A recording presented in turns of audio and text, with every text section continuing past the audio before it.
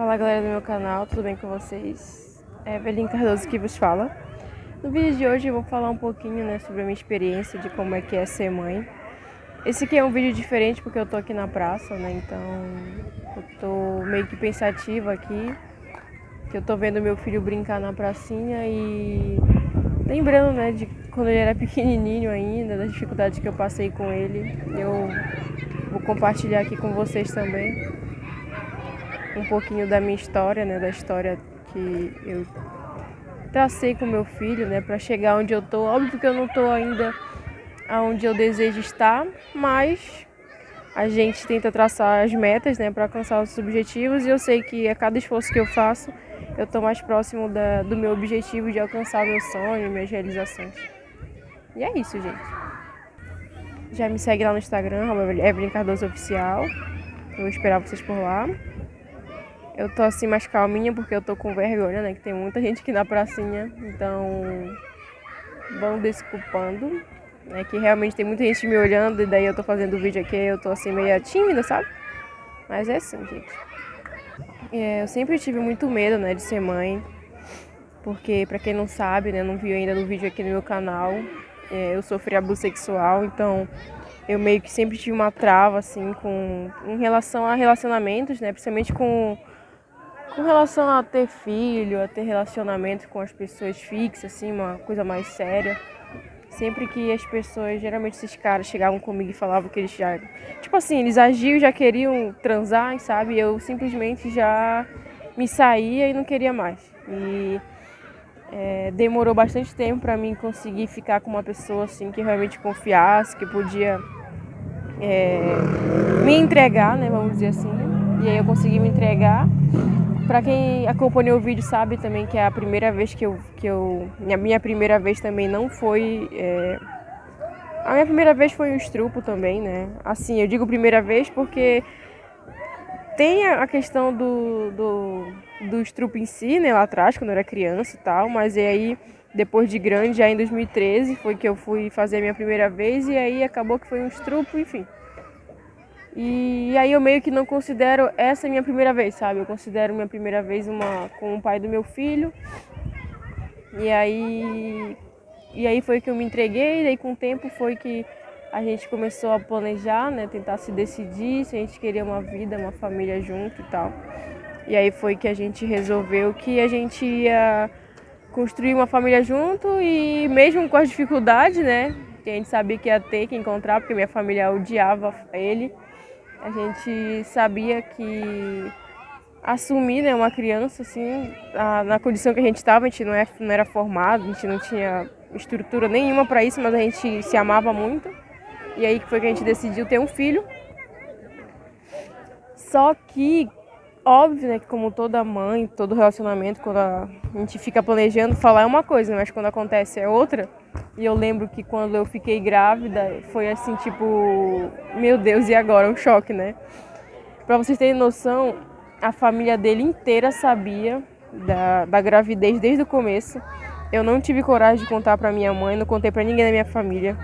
Eu escondi a gravidez por parte da minha família e da pessoa da faculdade. O pessoal da faculdade não falava pra minha família, que qualquer dia desses poderiam aparecer na faculdade e comentar alguma coisa. Durante 5 meses, quando eu completei 5 meses, foi que eu falei pra... Falei não, minha mãe descobriu porque ela tava vendo minha barriga estranha. Só que quando ela veio me perguntar que eu tava grávida, eu falei, eu tô. Ela achou que eu tinha, sei lá, 1 mês, 2 meses, Porque minha barriga, gente, Nossa, minha barriga era muito pequena. Porque eu fazia academia, eu me cuidava, fazia natação e tal. E aí ela quase não aparecia. E aí quando eu contei pra ela que eu já tava com 5 meses, aí ela ficou assim, tipo, nossa, meu Deus do céu, e agora, Horrorizada, basicamente. E aí eu lembro que ela ficou uma semana bem chateada comigo, mas me dando, tipo, laranja, maçã, as frutas, Mas e aí foi isso, E aí no começo,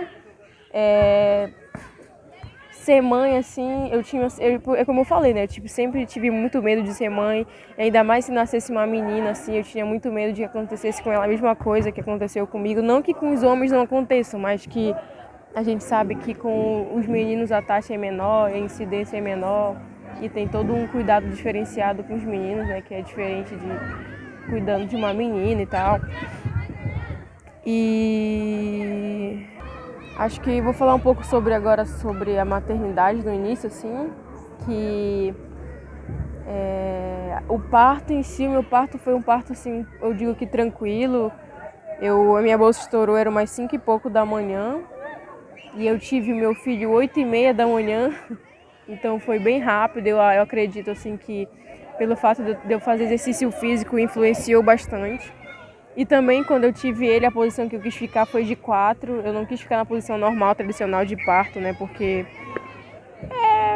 pela lógica, assim, eu fiquei pensando na questão da gravidade e tal. E aí eu preferi ter ele de 4.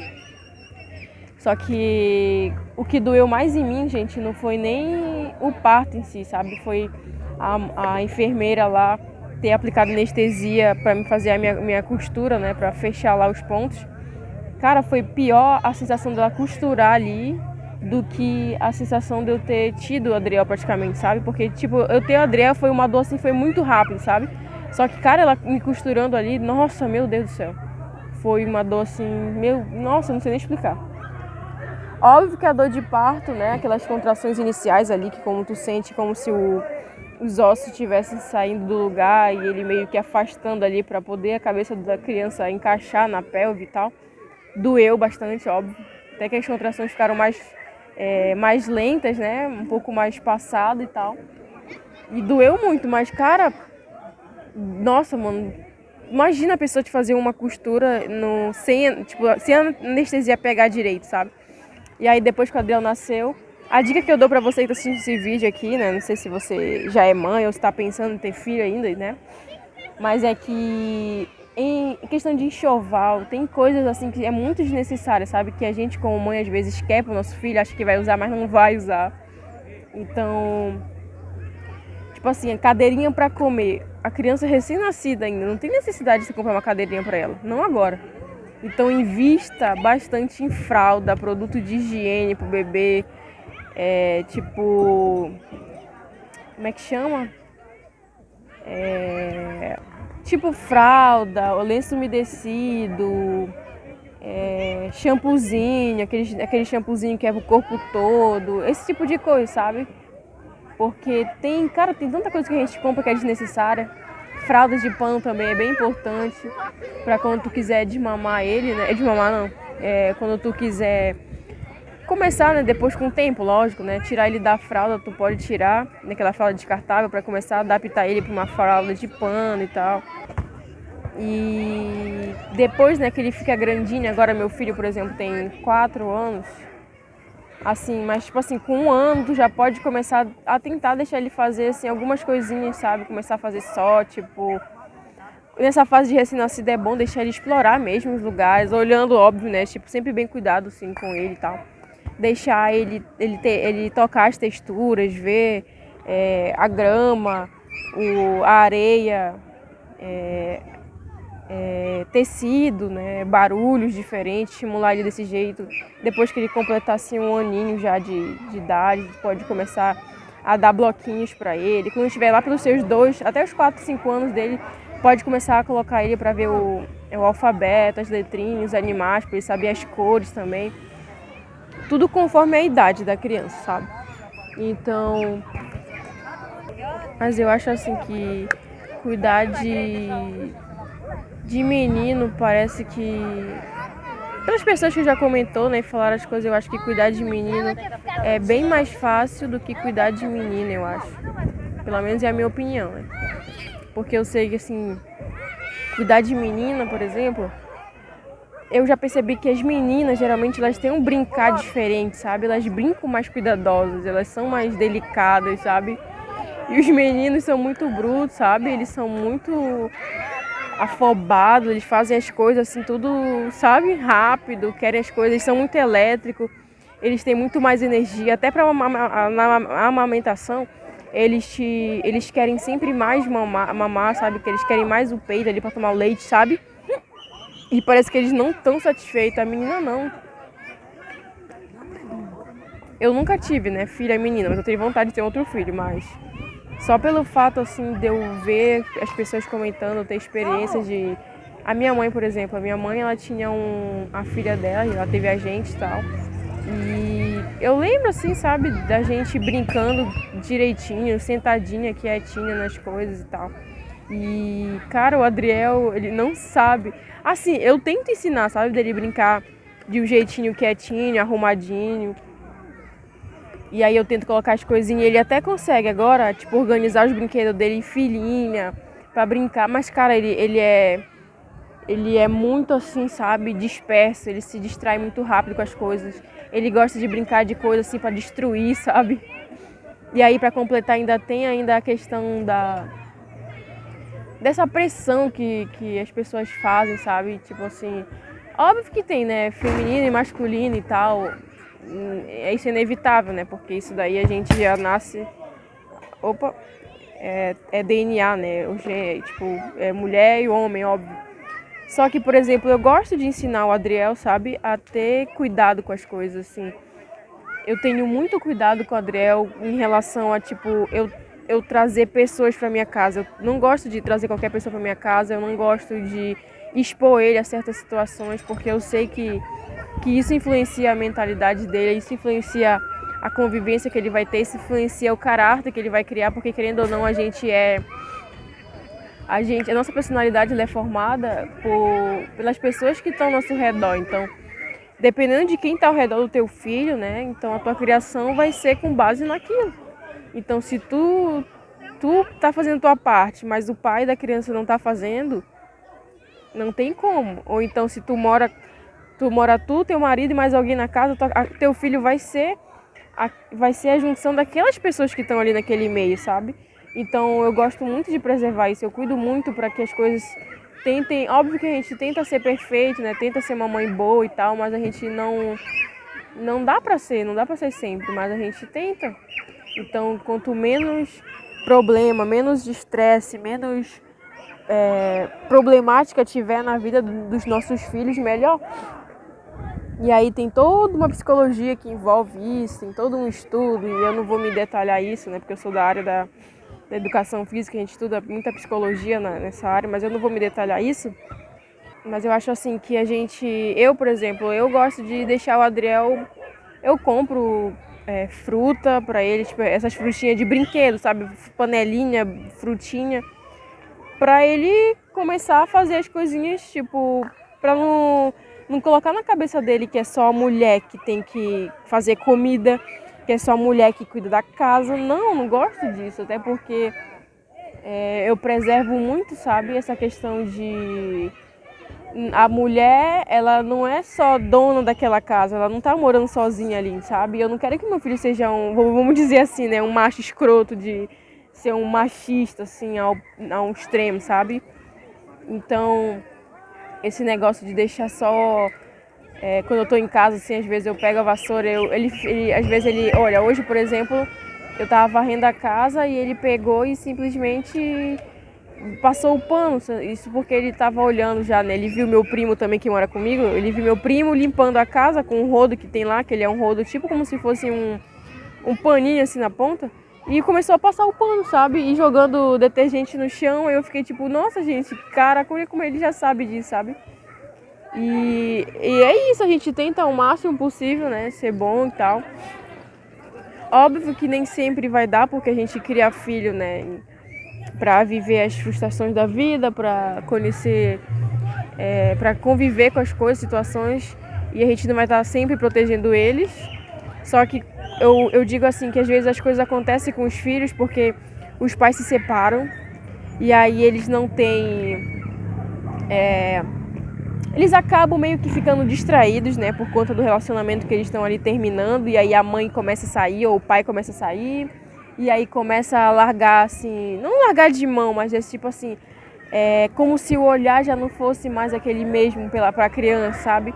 E aí parece que o filho fica ali disperso, a mãe sai, vai pra festa, o pai sai, vai pra festa, e aí deixa, por exemplo, com o babá, ou deixa com alguma pessoa, e aí acontece, por exemplo, um estupro, sei lá, e aí as coisas vão acontecendo, e as pessoas não vão percebendo, e aí quando chega lá na frente, quando a criança está adolescente, quer culpar a criança ou o jovem, né, pela vida que ele tem, pelo que ele se tornou, se ele fuma droga, se ele bebe, se ele é rebelde, enfim, tudo é consequência da educação que tu tá dando agora, desde a base pra criança, sabe?